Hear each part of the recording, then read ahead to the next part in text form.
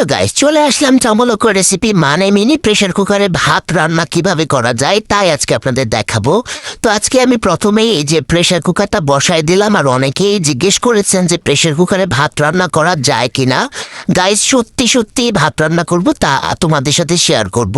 আর এই যে দেখো, পানিটা অনেক বেশি হয়ে গেছে, চালটা ধুয়ে আমি বসাই দিছি, আর মাটির চুলায় জালটা তো আগেই ধরাই নিছি। দেখতেই পাচ্ছ, এই যে দেখো আমার এই মিনি প্রেসার কুকারটায় ভাতের বলক চলে আসছে, মানে এতটাই সুন্দরভাবে রান্না হবে যেমনটা রিয়েল প্রেসার কুকারে রান্না হয় ঠিক সেম ভাবে রান্না হবে। তো এই যে দেখো, দেখতেই পাচ্ছ বলক সুন্দর করে চলে আসছে, ভাতটা কিন্তু আমার হয়ে গেছে।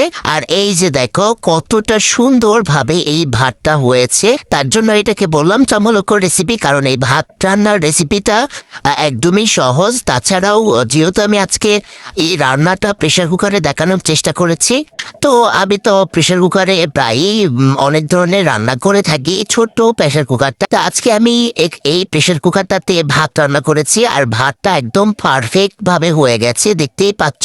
আর এই ভাত রান্নার যে ভিডিওটা অনেকেই চেয়েছিলে কমেন্টে যে প্রেসার কুকারে ভাত রান্না করা যায় কিনা, আর এই ভাতটা কিন্তু অনেক সুন্দরভাবে হয়ে গেছে দেখো। আর এই প্রেসার কুকারটা এতটাই সুন্দর আর এতটাই কিউট যে যে কোনো রান্না এত সুন্দরভাবে হয়ে যায়। তো এটা খুবই খুবই সুন্দর। আর দেখতেই পাচ্ছ আমার কিন্তু মাটির ছোট্ট একটা চুলা, আর এই চুলাটায় আমি সুন্দরভাবেই কিন্তু ভাতটা রান্না করে ফেলেছি। এই যে দেখো, ভাতটা আমি ছোট্ট একটা বুলে তুলে নিচ্ছি, আর এই যে দেখো আমার ভাত রান্না শেষ। তো দেখতেই পাচ্ছ ভিডিওটা কেমন লেগেছে, যদি ভালো লাগে তাহলে অবশ্যই শেয়ার করে পাশে থাকবে। ধন্যবাদ সবাইকে।